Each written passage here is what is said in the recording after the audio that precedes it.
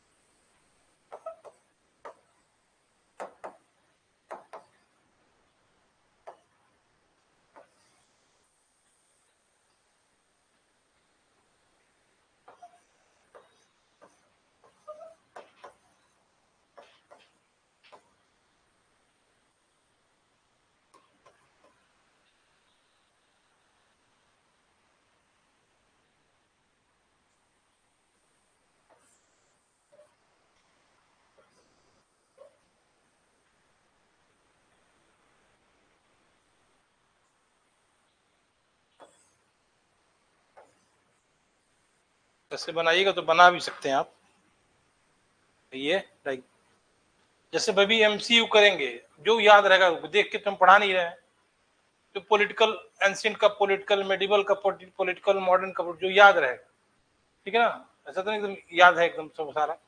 फिर रिलीजियस जो important question होगा, फिर सोशल इकोनॉमिकल। ठीक है, हम स्टार्ट करते हैं एंशिएंट हिस्ट्री से।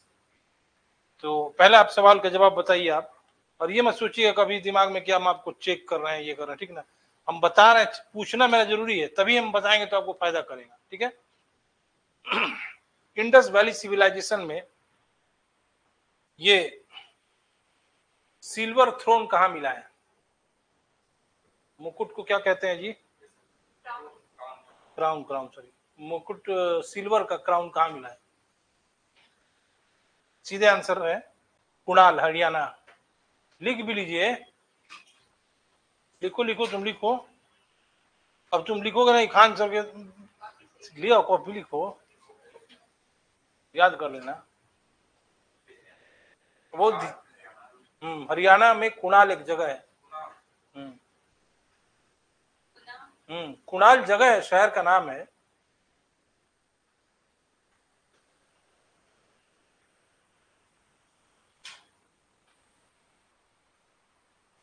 और क्वेश्चन कॉन्सेप्ट बेस्ड है। सिंधु घाटी सभ्यता में, इंडस वैली सिविलाइजेशन में क्या था? मोनार्की था या रिपब्लिक था? कुछ नहीं था। ये कॉन्सेप्ट कॉन्सेप्ट बेस्ड है, ठीक है ना।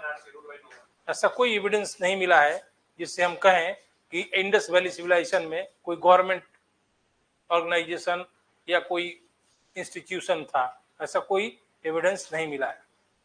और एक अनुमान करते हैं कुछ हिस्टोरियन कि लगता है कि आईवीसी पर प्रिस्ट क्लास का गवर्नेंस था, पुजारी वर्ग का शासन था, लेकिन ये अनुमान है, इसको बाकी हिस्टोरियन नहीं मानते हैं, ठीक है। फिर एंशिएंट में कुछ एम्पायर हैं जिनके फाउंडर हैं, ठीक है, देखो एम्पायर और साइड में फाउंडर बोलेंगे, आप बताइएगा, नहीं बताएंगे तो हम बताएंगे आंसर, ठीक है। सबसे पहला बृहद्रथ, नहीं सीधे लिख लीजिए, बृहद्रथ मतलब बृहद्रथ, बृहद्रथ एम्पायर था। It was the first empire of Magadha, ये लिखना जरूरी नहीं है, दिमाग में रखिए कि मगध का पहला, हम हिंदी भी करेंगे, ठीक है, यह मगध का पहला वंश, राजवंश, राजवंश नहीं मैंने साम्राज्य था। मगध का पहला राज साम्राज्य कौन था? बृहद्रथ वंश। फाउंडर कौन थे? बृहद्रथ। चलिए देखिए दूसरा, दूसरा एम्पायर कौन है? हरियंग। फाउंडर? अच्छा ठीक, बताइए तीसरा। नाग डायनेस्टी। शिशुनाग, जो याद है उसको मत लिखना तुम, ठीक है। चौथा लिखिए नंदा डायनेस्टी, महापद्म नंद। फिर पांचवा है मौर्य डायनेस्टी। उसके बाद लिखिए शुंगा डायनेस्टी। उसके बाद लिखिए कण्वा डायनेस्टी। फिर बताओ वासुदेव। जो है नंबर गिन लेना। अगला बताइए, डायनेस्टी में एंशिएंट हिस्ट्री में बढ़ते जाइए। अब बता रहे हैं, पूछ रहे हैं हम, जो बोलेंगे वो जवाब दिया नहीं तो लिख दीजिए। सातवाहन डायनेस्टी, सिर्फ फाउंडर का नाम बताना है। सीमुक, वेरी गुड, सीमुक। जो याद होगा मत लिखिएगा। चलिए वाकटक डायनेस्टी, हाँ वेरी गुड। अगला लिखिए कुशाना डायनेस्टी।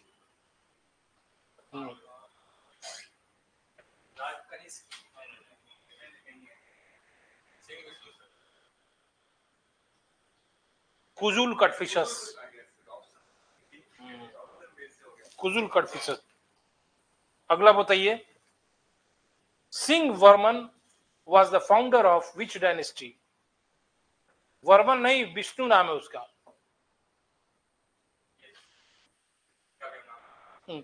बताइए, इसीलिए तो Singh Vishnu was the founder of which dynasty? Singh Vishnu किस वंश का संस्थापक था? पल्लवा डायनेस्टी। अगला लिखिए और बताइए।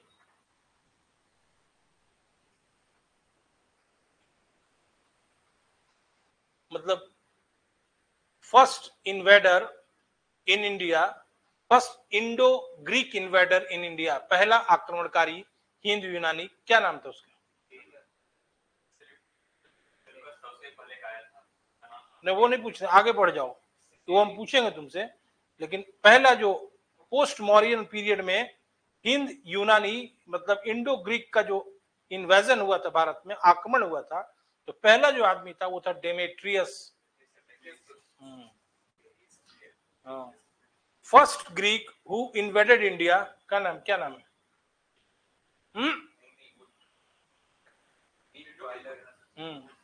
नहीं इंडो ग्रीक नहीं बोल रहे, first Greek invader in India, लेकिन वो सिकंदर है।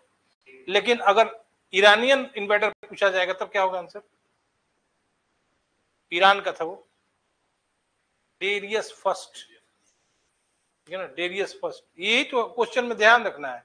ग्रीक पूछेगा तो क्या हो जाएगा? सिकंदर या अलेक्जेंडर, ठीक है। ईरान वाला हो जाएगा डेरियस। पहला ईरान का आक्रमणकारी था डेरियस प्रथम। And Ashoka was inspired by the inscription of Darius first. Ashok जो था उसके अभिलेखों से प्रभावित हुआ था, इसीलिए उसने अपना अभिलेख स्थापित कराया। अब चलिए फाउंडर पर बात करते हैं। वाकटक और कुषाण तक हो गया था। गुप्ता डायनेस्टी का फाउंडर कौन है? Real founder of Gupta dynasty. और बताइए who is known as Napoleon of India? Who told, किसने कहा था? यही इंपॉर्टेंट क्वेश्चन है, किसने कहा था समुद्रगुप्त भारत का नेपोलियन है? हाँ विंसेंट स्मिथ। हाँ अच्छा, ये बताइए हु, क्या कहते हैं उसको, पहला खोजा था, क्या कहेंगे उसको? नहीं, खोजा था अभिलेख को, सॉरी वो जो इंस्क्रिप्शन था अशोक का, उसको पहली बार किसने खोजा था और कब खोजा था? हाँ कब? 1750 में, 1750 में टिफेन थेलर ने अशोक के अभिलेखों को खोजा था और पढ़ा था 1837 में जेम्स प्रिंसेप ने, ठीक ना। और बताइए गुप्ता डायनेस्टी में most inscriptions were related to which Gupta king? सबसे अधिक अभिलेख किस गुप्त शासक के मिले हैं? नहीं, गलत आंसर। नहीं। अब सब बाकी बचा हुआ बता दोगे तो सही हो ही जाएगा। हिंदी में क्वेश्चन आएगा, किस गुप्त शासक के सर्वाधिक अभिलेख मिले हैं? समझे राहुल? किस गुप्त शासक के सबसे अधिक अभिलेख मिले हैं?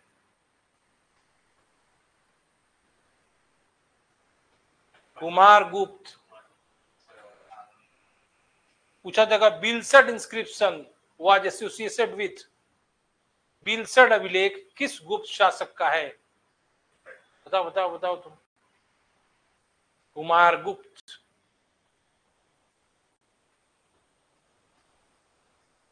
Nalanda university was established by, Vikramshila university was established by, बोलो बोलो। विक्रमशिला विश्वविद्यालय की स्थापना किस, बोलो नाम बोलो, पाल तो बहुत है। और परम सौगात title was associated with which पाला किंग? परम सौगात उपाधि किस पाल शासक की थी? परम सौगात, हाँ, धर्मपाल। और विच पाल्स किंग नोन एज उत्तरापत स्वामी? किस पाल शासक को उत्तरापत स्वामी कहा गया है? तो किसने कहा है? चलो अंकित बताओ, कहां चला गया तुम्हारा जानकारी? अंकित अंदाज से भी बोलो, पाल किंग जानते हो ना, किसी का नाम पकड़ो।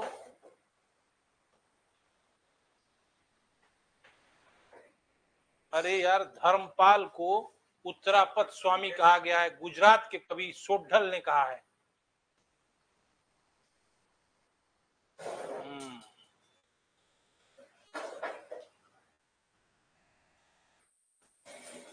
Which Pala king was elected by people of Bengal?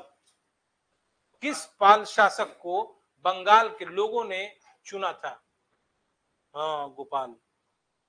Gopal लोगों के द्वारा चुना गया था, ठीक है। अच्छा, फाउंडर पे हम शुरुआत किए थे ना, संस्थापक पर। हाँ चलिए, पाल वंश का संस्थापक कौन है? पल्लव वंश का अभी बताए थे, किंग विष्णु। और राष्ट्रकूट वंश का संस्थापक? कल्याणी के चालुक्य वंश का संस्थापक? तैलप द्वितीय। चंदेल वंश का संस्थापक? हाँ, वेरी गुड। और विजयनगर वंश का संस्थापक? नहीं, गलत आंसर है, हरिहर बुक्का। और चोल वंश का संस्थापक, और एंशियंट हिस्ट्री में चोल वंश का संस्थापक? चोल वंश प्री मेडिवल इंडिया में है ना, पूर्व मध्यकालीन भारत में, लेकिन एंशियंट हिस्ट्री में भी है। उसका संस्थापक कौन है? नहीं, वो संस्थापक नहीं भी मान सकते आप। एलारा एक राजा था, उसका पुत्र कारिकाल हुआ। He was famous king of Chola kingdom, and on his time Chola kingdom was a prosperous kingdom. एक हाथी जितना जगह पे बैठता था, उतना जगह में अगर इतना मतलब फर्टाइल लैंड था चोला किंगडम का, एक हाथी जितना में बैठता था उतना में 7 आदमी खाना खा लेता था साल भर। समझ रहे हैं? उस उपजाऊ मतलब उतना जमीन जो हाथी बैठेगा ना, उसमें 7 आदमी के खाने के लिए पूरे साल का फसल कल्टीवेशन होता था। और कारिकाल बहुत इंपॉर्टेंट था, उसको माना जाता है कि he was the originator of 7 स्वर का, क्या कहते हैं गाना का, सारे गामा नहीं कहा जाता है, एक मन। नहीं, वो संगम एज का है। बताइए कि फाउंडर पे बात कीजिए अभी। हाँ हाँ हाँ, श्रीलंका। और क्या बताया था आपको? विजयनगर के पहले चोला पूछ लिए थे। नहीं, जैसा क्वेश्चन उसके हिसाब से आंसर होगा। बीजाले ठीक बताइए, ठीक है ना। और बताइए, दिल्ली सल्तनत का फाउंडर कौन है? और रियल फाउंडर ऑफ दिल्ली सल्तनत, खलजी वंश का फाउंडर?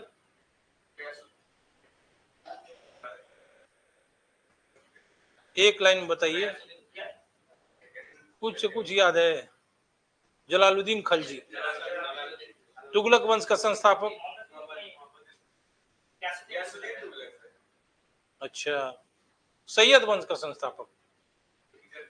और लोधी वंश का संस्थापक? मुगल डायनेस्टी का संस्थापक? और second founder of Mughal empire?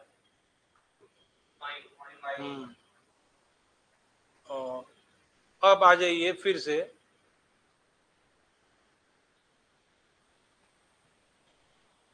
South India में। ये बताइए कि बहमनी वंश का फाउंडर कौन है? बहुत लंबा नाम है और छोटा नाम भी है। संगम वंश, विजयनगर वंश का संस्थापक कौन है? आप लोग बताए नहीं है। हरिहर और बुक्का है। और बहमनी वंश का संस्थापक, छोटा भी नाम है उसका, बड़ा भी नाम है। छोटा नाम है तो हसन गांगू, बड़ा नाम आए तो अलाउद्दीन हसन बहमन शाह। ठीक है।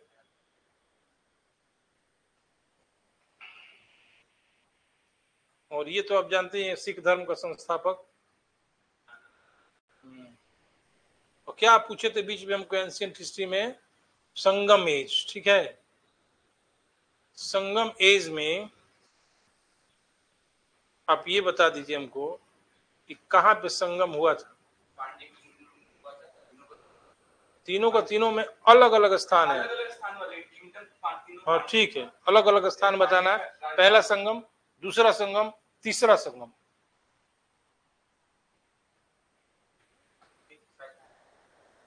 पहला का नाम मलयवई है, दूसरे का कपाटपुरम, तीसरे का भी नाम कपाटपुरम है। ठीक है। ये बताइए कि संगम एज में, संगम युग में पत्नी पूजा का प्रवर्तन किसने किया था? कन्नगी पूजा का प्रवर्तन। सेन गुट्टू वन। तो कभी कभी रेड शेयर ऑप्शन नहीं रहेगा, नाम सिर्फ सेन गेट वन रहेगा। पांडे वंश का किंगडम का बड़ा फेमस राजा का नाम क्या है? या ऐसे भी पूछा जा सकता है, हम आपको आंसर बता दे रहे हैं। नेडुजेलियन किस वंश का था? पांड्य का सबसे फेमस किंग था। अब बताइए, चेर का सिंबल क्या था? स्टेट सिंबल चेर किंगडम का? धनुष। पांड्य का क्या था सिंबल? मछली, और उसका शेर। और ये बताइए कि वैदिक काल में, फिर फाउंडर खत्म कर दिए हम, फाउंडर नहीं पूछेंगे। सिंधु घाटी सभ्यता का सब फैक्ट मालूम ही होगा आपको। वाटर रिजर्वायर का एविडेंस, जल संग्रहण का उदाहरण आईवीसी के किस साइट से मिला है? बताओ राहुल। बना बने आंसर नहीं होता है यार।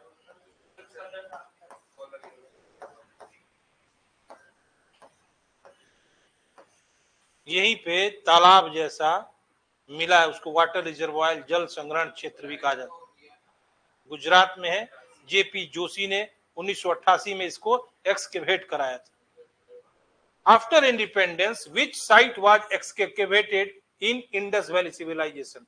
स्वतंत्रता के बाद सिंधु घाटी सभ्यता का कौन सा स्थल खोजा गया, उत्खनन कराया गया? अरे यार, जगह का नाम है, फिर ये ना क्वेश्चन नहीं समझ पा रहे हैं। स्वतंत्रता के बाद किस साइट का उत्खनन कराया गया, एक्सकेवेशन कराया गया? समझ रहे हो तुम अंकित? खुदाई कराया गया। किसके द्वारा कराया गया? भारत आजाद हो गया, पहले से खुदाई चल रही थी 21-22 से, दयाराम साहनी कहाँ चल रहा था। जब स्वतंत्रता हो गया, भारत आजाद हो गया, तो किस आईबीसी साइट का उत्खनन कराया गया? कुछ भी बोल देना, दौले बरे लिख दिए तो यही आंसर हो जाएगा।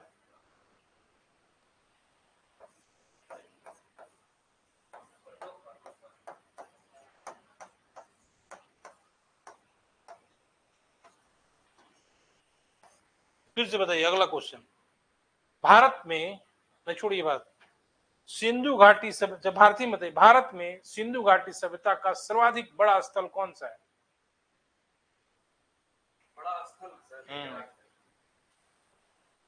कौन? अंदाज से पकड़ रहे हो, धोलावीरा लिखे हैं इसलिए। हाँ अभी आए, सही है। और ऐसे सिंधु घाटी सभ्यता का सर्वाधिक बड़ा स्थल यार मोहनजोदड़ो होगा यहाँ पे। जब वो क्या दूसरा है, तालाब है मोहनजोदड़ो, भी स्थल ही है।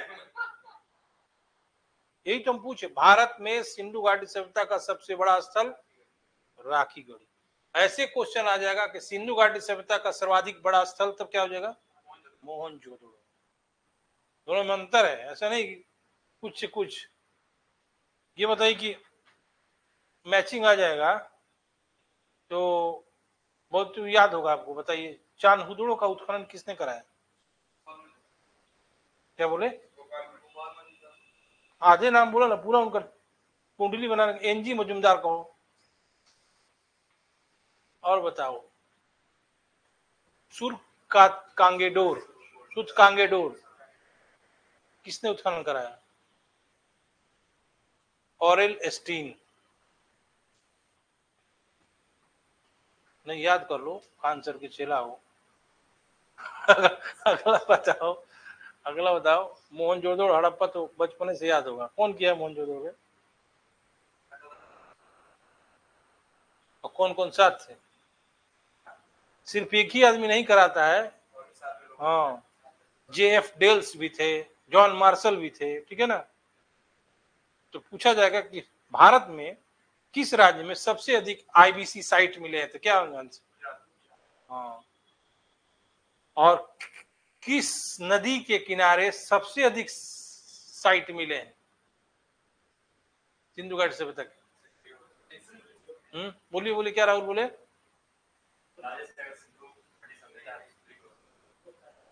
घग्गर नदी। हाँ, घग्गर नदी है, कालीबंगा में अभी है, सूख गया है वो नदी। और बताइए, सिंधु घाटी सभ्यता ढेर हो गया ना, बहुत सारा हो गया ना क्वेश्चन। वैदिक काल में ही बताइए, व्रीहि किसको कहा जाता है? लिख लिख लिख के बताएं।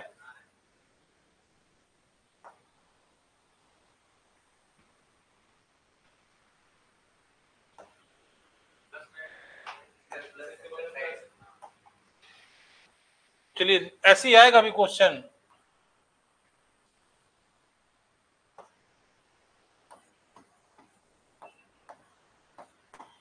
इंग्लिश में क्या करेगा? द वर्ड या टर्म, ऐसे तो होना चाहिए वी।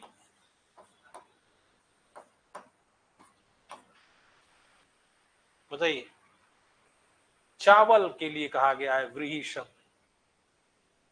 अच्छा, अगला वर्ड बताइए।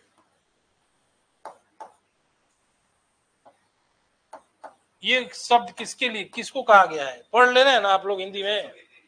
दुहिती, बेटी को, पुत्री को कहा गया है। अगला बताइए,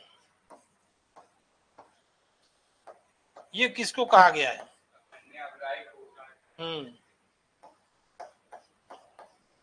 ये किसको कहा गया है?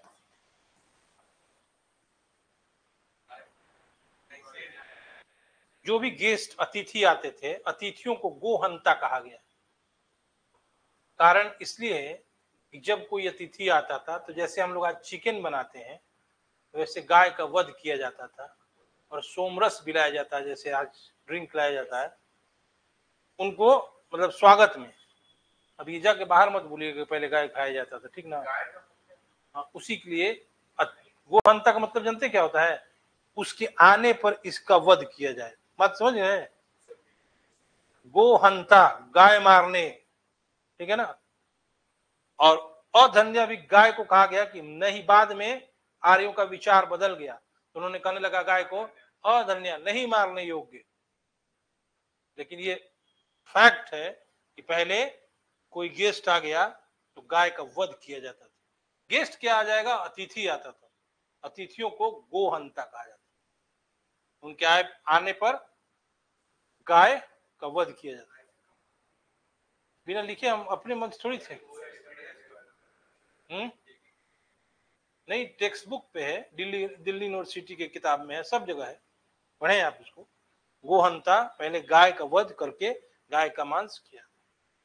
और आर्य वैदिक आर्य ड्रिंक के भी इतने शौकीन थे कि एक अलग से ऋग्वेद में मंडल ही बना दिए ड्रिंक को। क्या कहते थे वो ड्रिंक के लिए कि इससे क्या होता है, पीने से, सोमरस पीने से क्या होता है कि ईश्वर के करीब होने का एहसास होता है। आज भी देखते हैं 2-4 पैक मार लेता है जो लंबा चौड़ा देने लगता है। हाँ, तो ये भी कहते थे सोमरस। वो कहाँ मिलता था वो सोमरस? मुजवंत पर्वत हिमालय से लाया जाता था, पत्थर से दबा के पीसा जाता था, और जब वैदिक ऋचा पढ़ना पड़ता था तो उसके पहले थोड़ा सा पी लिया जाता था, तो लगता था कि हम और ईश्वर साथ में। और बताइए, अष्टकर्णी किसको कहा गया है? अब इसका इंग्लिश हम जान के नहीं लिख रहे हैं, ठीक है ना। अब इसको क्या हम हिंदी इंग्लिश करें, ठीक है। गाय को कहा गया है, ठीक ना। उसमें कान को 8 का चिन्ह बनाया जाता था, क्योंकि गाय को लोग चराने ले जाते थे और गाय भूले नहीं, गाय के लिए युद्ध हो जाता था। गविष्टि कहा जाता था, गायों की खोज, ठीक है ना। पूछ दिया जाएगा कि पुनर्जन्म, सॉरी, आश्रम व्यवस्था जानते हैं आप लोग, जो वन ब्रह्मचर्य जो होता है, तो पूछा जाएगा कि आश्रम व्यवस्था का उल्लेख सबसे पहले किस पुस्तक में है?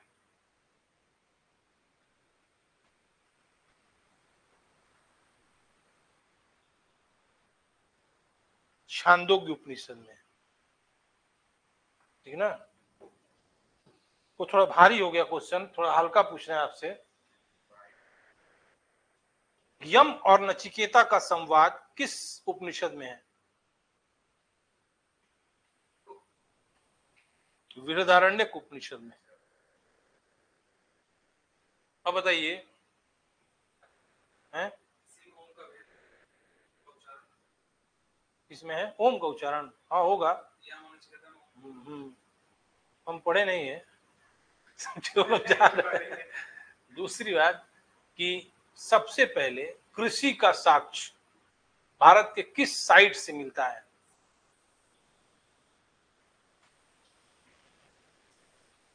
कल्टीवेशन का एविडेंस भारत के किस साइट से मिलता है? जब जगह का नाम है बताइए। मेहरगढ़ 7000 बीसी का मिलता है। फिर अगला क्वेश्चन, भारत में राइस कल्टीवेशन का, चावल उगाने का साक्ष्य किस साइट से मिलता है? हाँ, वेरी गुड, तुम साबित कर दिए पढ़ के। लेकिन अगर पूछ दिया जाए क्वेश्चन कोल्डिवा में ऑप्शन नहीं हो, तो भारत में चावल उगाने का साक्ष्य किस साइट से मिला? वहीं पर है, वो भी जगह, लहुरा देव, एक नया आया है, ठीक है ना। अगला बताइए, एनिमल डोमेस्टिकेशन, पशु पालन का साक्ष्य भारत के किन 2 स्थलों से मिला है? पहला वहीं से मिला है, उसके बाद ही भारत में पालतू बनाया गया पशु, आदमगढ़ और बाघोर से मिला है। 2 जगह, आदमगढ़ और बाघोर से, ठीक है। अगला बताइए कि सिंधु घाटी सभ्यता में नहर का, कैनाल का एविडेंस कहां से मिला है?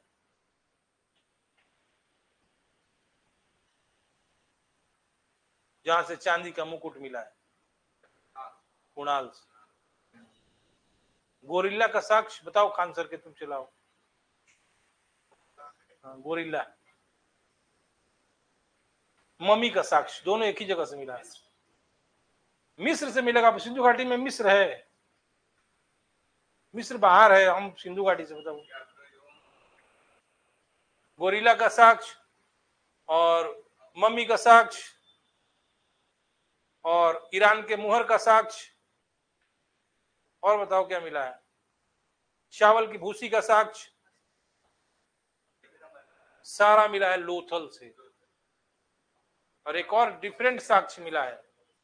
सिंधु घाटी सभ्यता में आमतौर से घर का दरवाजा खिड़की साइड में खुलता था, छोटे रोड की तरफ। हाँ, इधर खुलता था। लोथल में सामने खुला है ना। अच्छा, युग्म समाधान समझ रहे हो, डुअल बुरियल, जहां पे एक साथ 200 को दफनाया गया, कहां पे मिला है? वहीं से जहां बता रहे हैं लोथल से। लोथल से क्या क्या मिला है? मम्मी का साक्ष्य, गोरिल्ला का साक्ष्य, ईरान के मुहर का साक्ष्य और युग्म समाधान का साक्ष्य, और क्या बताए थे? चावल की भूसी का साक्ष्य। और बताइए आप, मालिक के साथ कुत्ते को दफनाने का साक्ष्य कहां से मिला है? ये तो नया मिला, अभी पूछने वाले थे। रोपड़, रोपड़ से पहले कहां मिला है? बुरझोम यार, बुरझोम से मिला है। और उसके बाद अगर पूछ देंगे बुरझोम ऑप्शन नहीं रहेगा तो रोपड़ से मिला है, ठीक है ना। रोपड़ किस नदी के किनारे है? सतलज। और रोपड़ का भी क्या नाम है? ये नहीं कभी पूछेगा, लेकिन तुम बताओ। नहीं, खान से ज्यादा। रोपड़ का नाम शायद रूपड़ क्या है, रूपनगर है। अच्छा, ये बताइए कि जूते हुए खेत का साक्ष्य, बहुत फेमस क्वेश्चन है। वो वहां ऐसा एविडेंस मिला कि खेत की जुताई हुई है। और पहिया का साक्ष्य और फायर अग्निवेदी जो होता है यज्ञ वाला, जूते हुए खेत का साक्ष्य, पहिया का साक्ष्य और अग्नि वेदिका का साक्ष्य कालीबंगा से मिला है। कालीबंगा राजस्थान के किस जिले में है? हनुमान, क्या नाम है उसका? गढ़ी नहीं यार, उसका नाम है, पहले श्रीगंगानगर जिला था, अब जिला का नाम बदल गया है। हनुमान नगर की क्या नाम है? कालीबंगा किस नदी के किनारे है?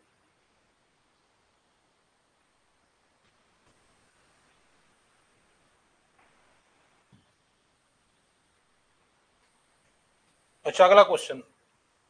कालीबंगा घग्गर नदी के किनारे है यार, ये अच्छा, अगला क्वेश्चन जिस बताओ, आर्य भारत में सर्वप्रथम कहां बसे थे? हाँ, बस एग्जैक्ट आंसर यही है। ये नहीं कहिएगा कि सिंधु और सहायक नदी और, ठीक है ना। विपाशा नाम जानते हो ना, तुम तो जान ही रहे होगे, किस नदी के किनारे नाम है? और वितस्ता?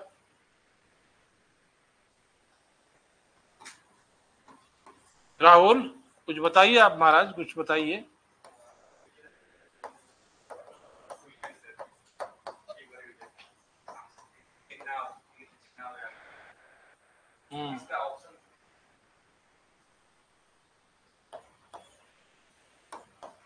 ऐसे ही बता दे रहे हैं।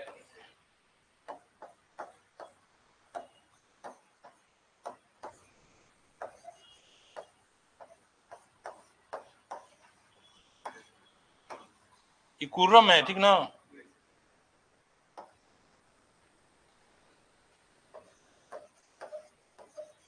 ये सब नदी नहीं चर्चित, आप लोग जानते होंगे। स्वात नदी है अभी वहां पे, करमू कुर्रम नदी है अभी वहां पे, ठीक है ना। बाकी चिनाब झेलम हो गया, विपाशा ब्यास, और कौन सा नदी है? कुछ याद करो राहुल। और कौन कौन सा नदी? सिंधु और उसकी सहायक 7 नदियों का क्षेत्र। याद करो तुम आरोग्यम। ये किस नदी का नाम है? सतलज नदी का नाम है शतुद्री। ठीक है, राहुल बैठ के थोड़ा बताते हैं, गिरेंगे नहीं ना? मैं गिर जाएंगे कंफर्म है? किस पे बैठ जाए? तो शतुद्री किसका नाम है? सतलज नदी का। और कौन नदी बचा है अंकित? अब बताओ रावी का नाम क्या है? बहुत इंपॉर्टेंट क्वेश्चन है, भूल ही गए थे हम। रावी का क्या नाम है? वहां पे कौन सा युद्ध हुआ था ये भी बताना है। 10 राज्य युद्ध, 10 किंग्स वार जिसको कहा जाता है, 10 राजाओं का युद्ध, जिसमें एक तरफ भरत थे और दूसरे तरफ 5 अनार्य कबीले थे। ये बताइए कि रावी नदी का नाम है परुष्णी। ठीक है, परुष्णी नदी के किनारे में। और पर कौन नदी है अंकित? अब नदी नहीं है कोई, ठीक है ना? कि सिंधु और उसकी सहायक 7 नदियों के क्षेत्र को सप्त सिंधु प्रदेश कहा जाता है। क्वेश्चन आपको ये बताना है, किस वैदिक ग्रंथ में सबसे पहले कृषि संबंधी गतिविधियों, एग्रीकल्चरल एक्टिविटीज का रेफरेंस मिलता है?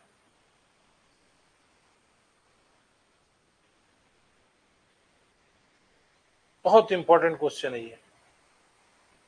शतपथ ब्राह्मण में, एकदम इसको रट जाइए, समझने की कोई जरूरत नहीं है, इसका व्याख्या हम कर दे रहे हैं। इसमें 24 बैलों द्वारा जोते जाने वाले हल का भी उल्लेख मिलता है। एक हल में 24 बैल। फिर क्वेश्चन अगर आ गया, आर्यन एक्सपेंशन ईस्टर्न इंडिया में, पूर्वी भारत में आर्यों के प्रसार का उल्लेख किस वैदिक साहित्य में मिलता है? तो क्या आंसर होगा? आर्य सब सिंधु प्रदेश में बसे, उसके बाद आगे बढ़े, आए होंगे दिल्ली, दिल्ली से लखनऊ, फिर भारत में बिहार में आ गए। कहां तक बसे थे बिहार में? गंडक नदी तक। गंडक नदी का प्राचीन नाम क्या है? सदानीरा नदी। तो इस बात का उल्लेख किस वैदिक साहित्य में है कि आर्यों ने पूर्वी भारत में विस्तार किया? शतपथ ब्राह्मण। और एक ट्रिक भी बता देते हैं, जब एग्जाम हॉल में बैठिएगा तो क्वेश्चन आएगा किसी रेफरेंस का वैदिक लिटरेचर में, ऐसा लगेगा कि कुछ नहीं आ रहा है, तो आप आंसर शतपथ ब्राह्मण में टिक कर दीजिएगा। 80% तुक्का मारा जाता है ना, तो कुछ नहीं समझ में आएगा तो शतपथ ब्राह्मण में टिक मार दीजिए।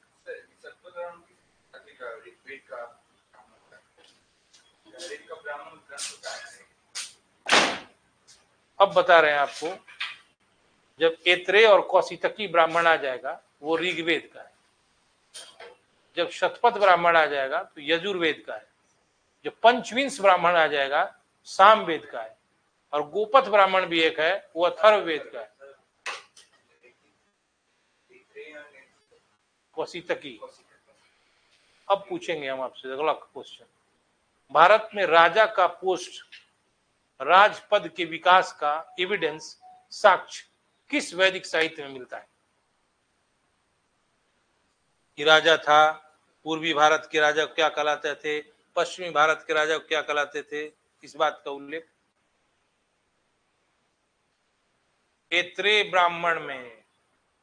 इसमें बताया गया है कि उत्तर भारत के राजा को क्या नाम कहलाता था, पश्चिम भारत के राजा और राज्य को क्या कहा जाता था। बताया गया कि गुजरात में जो राज्य स्थापित करेगा उस राज्य को स्वराज्य कहा जाएगा और उसके राजा को स्वराट कहा जाएगा। ठीक है, ये बताया गया है ऐत्रेय ब्राह्मण में। ठीक है,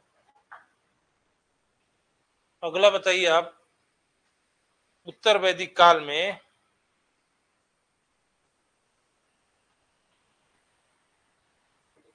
ये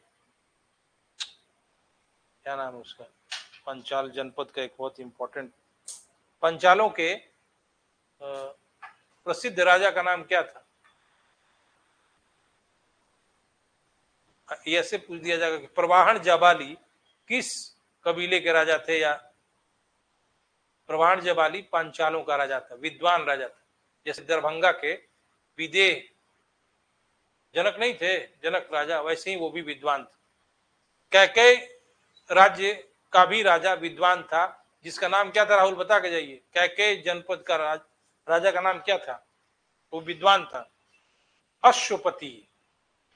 जैसे जनक विद्वान थे वैसे अश्वपति भी विद्वान थे, ठीक है ना। अगला पॉइंट बताइए कि वैदिक काल के बाद महाजनपद काल में 16 महाजनपदों का उल्लेख मिलता है, भगवती सूत्र। और एक तीसरा किताब कौन सा है?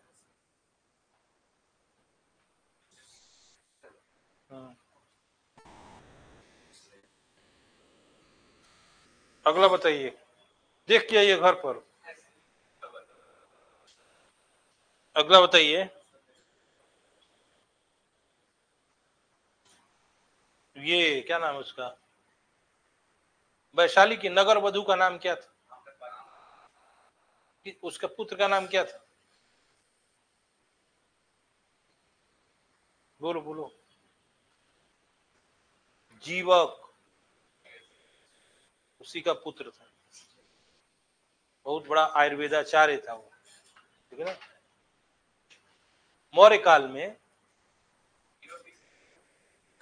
वो गया था अवंती के राजा प्रदोत को जॉन्डिस हो गया था, उसी बिंबिसार भेजा था उसको। एक तरह से अनऑफिशियली वो बिंबिसार का लड़का भी था। अरे सही बात है, हाँ वही भेजा भी था उसको। क्या बता रहे थे, क्या से पूछ रहे थे अभी? नहीं, जीवक ना, इसके पहले क्या पूछे हम? मौर्य काल में पूछ रहे थे। मौर्य काल में सेना भक्त टैक्स लिया जाता था, क्या था वो? सेना भक्त कर। जैसे युद्ध में सेना जा रही हो, मान लीजिए हम लोग यहाँ कोचिंग में बोरिंग रोड, अब यहाँ हम लोग किसान हैं, गांव है हमारा, तो सेना को कुछ भेंट दे देना।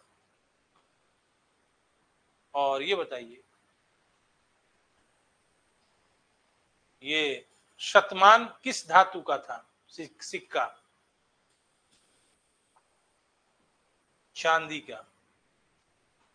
और काकड़ी सिक्का किस धातु का था? तांबे का। शतमान चांदी का, काकड़ी तांबे का था। और निष्क क्या था?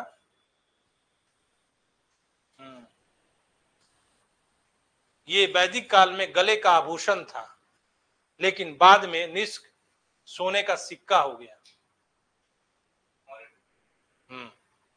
और भारत में कुषाणों ने सोने के सिक्के का प्रचलन कराया, उस सिक्के का नाम क्या था?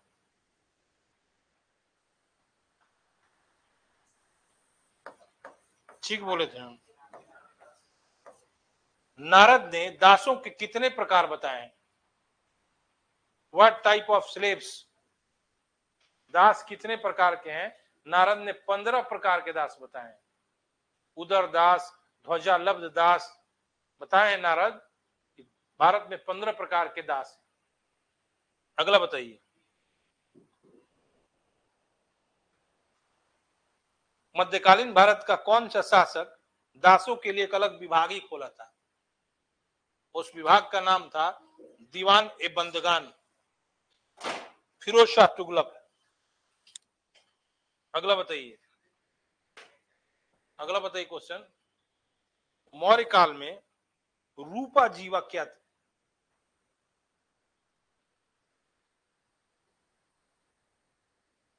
प्रोस्टिट्यूट थी, वेश्या थी, रूपा जीवा कहलाता था। अगला बताइए, मौर्य काल में एडमिनिस्ट्रेटिव सेटअप का सर्वोच्च अधिकारी कौन था? उसका नाम खाली बता देना है, नाम है उसका।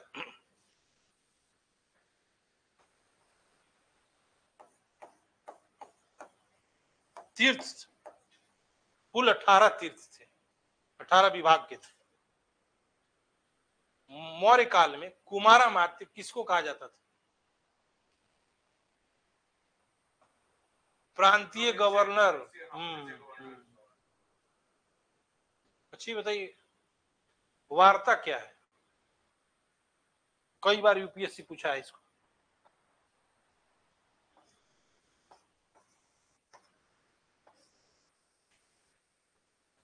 जब कृषि, पशुपालन और वाणिज्य व्यापार साथ किया जाए, इस सामूहिक गतिविधि को वार्ता कहा गया। यूपीएससी पूछा है कई बार। प्राचीन भारत में वार्ता किसको कहा गया है? जब कृषि, पशुपालन और वाणिज्य तीनों साथ में किया जाए, उसी को वार्ता कहा गया। मौर्य काल नहीं, छोड़िए, एंशिएंट हिस्ट्री में भाग क्या है? क्या ऐसा कर है? कर बहुत है, भू राजस्व कर। अच्छा, गुप्त काल में उपरिक किसको कहा जाता था?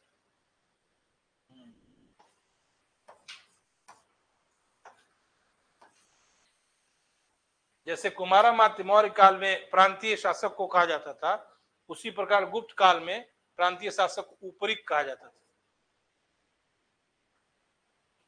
गुप्त काल में भुक्ति क्या था?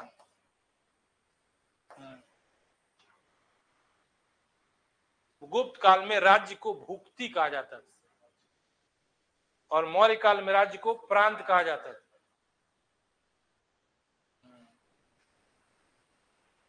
अगला पॉइंट नहीं, क्वेश्चन है। भीतरी स्तंभ अभिलेख किसका है?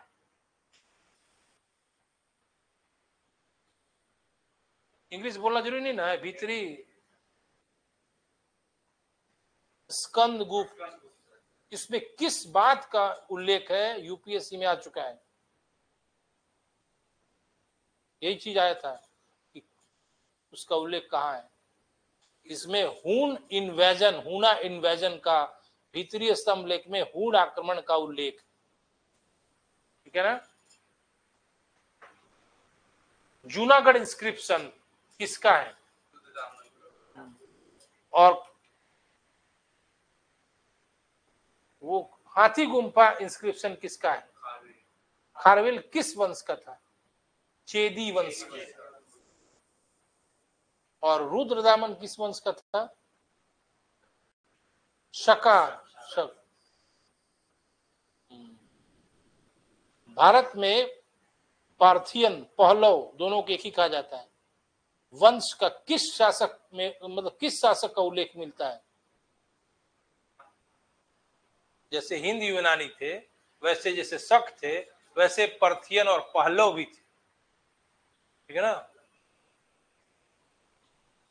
गोंडो फर्निस, जिसको संस्कृत में गुद्दू वहर कहा भी कहा है।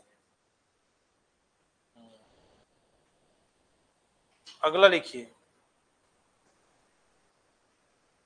किस अभिलेख में पुष्यमित्र शुंग द्वारा 2 अश्वमेध यज्ञ किए जाने का उल्लेख मिलता है? धनदेव के अयोध्या इंस्क्रिप्शन से मिलता है कि पुष्यमित्र शुंग ने 2 अश्वमेध यज्ञ किया था। सातवाहन वंश के किस शासक को एक राट की उपाधि थी और उसको अद्वितीय ब्राह्मण भी कहा गया है? गौतमी पुत्र सातकर्णी। सातकर्णी सब है, गौतमी पुत्र सातकर्णी, उसको भी उत्तरापथ स्वामी कहा गया है। और ऐसा कहा गया है कि उसके घोड़े तीनों समुद्र का पानी पीते थे। दक्षिण भारत में उसकी स्थिति देखिए और तीनों तरफ देखिए, पूर्व, पश्चिम, दक्षिण, 3 समुद्र है ना। वो इतना प्रतापी था, उसको अद्वितीय ब्राह्मण, एक राट की उपाधि थी। और इतना प्रतापी था कि उन्होंने शकों को हराया था और जोगल थेम्बी शकों का खजाना था, उस पर अधिकार कर लिया था। गौतमी पुत्र सातकर्णी बहुत योग्य शासक, सर्वाधिक योग्य शासक। ये बताइए, दक्कन का लोमड़ी किसको कहा जाता है? अमीर अली बरीद,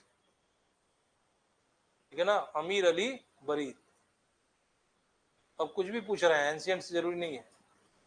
आधुनिक भारत में पहली महिला स्नातक वुमेन ग्रेजुएट, कादम्बरी गांगुली, ठीक है।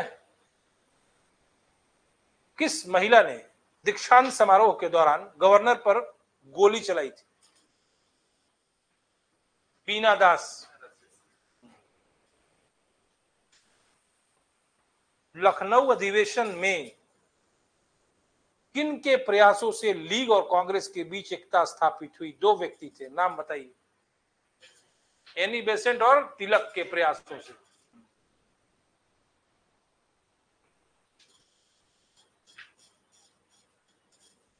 स्वदेशी शब्द का प्रयोग सबसे पहले भारत में किसने किया था? भोलानाथ चंद्र 1897 में किए थे, लेकिन उसके पहले स्वदेशी भाषा का प्रयोग दयानंद सरस्वती ने किया। और सत्यार्थ प्रकाश किसकी किताब है? इन्हीं का। दयानंद सरस्वती का मूल नाम क्या है? मूल शंकर। इनके गुरु बिरजानंद थे। इनका नारा था वेदों की ओर लौटो, बैक टू वेदास। अगला बताइए कि इन्हीं का एक स्टेटमेंट है, बता नहीं रहे। अच्छा से अच्छा विदेशी सरकार, बुरे से बुरे स्वदेशी सरकार से बुरा होता है, ठीक है ना। गुलामगिरी किसकी पुस्तक है? ज्योतिबा फूले। सत्यशोधक समाज किसका है? Jyotiba Phule.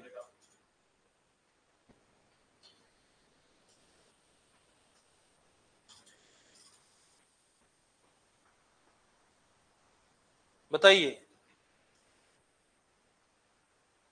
Economic history of India किसकी लिखी हुई है? आरसी दत्त, रमेश चंद्र दत्त। अच्छा, फिलॉसफी ऑफ बॉम्ब किस पुस्तक की रचयिता कौन है? भगवती चरण बोहरा। ठीक है, अगला बताइए। लिखवा देंगे, बीच में रोकिएगा तो हम खुद भूल जाएंगे तो क्या बताएंगे। मूड में रहने पर बताता है आदमी, फिर भूल जाता है आदमी। कंप्यूटर थोड़ी है, जैसे अभी भूल गए हम, बताने वाले थे अगला कुछ।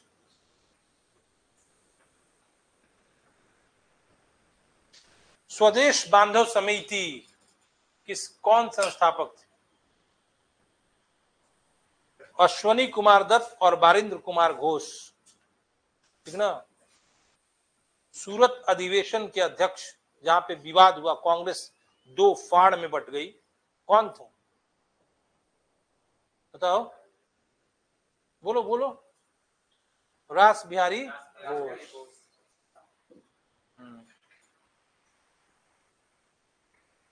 भारतीय कम्युनिस्ट पार्टी के संस्थापक कौन थे? 1924 सत्य भक्त, कानपुर में नाम था उनका, सत्य भक्त। अच्छा, ये बताइए,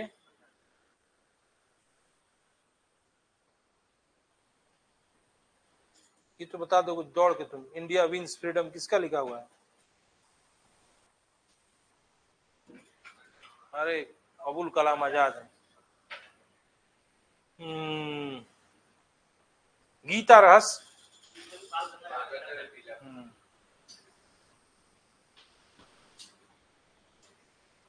ये बताइए, नील आंदोलन को सबसे पहले किसने अपने पुस्तक में जगह दिया? दीनबंधु मित्र ने दिया था।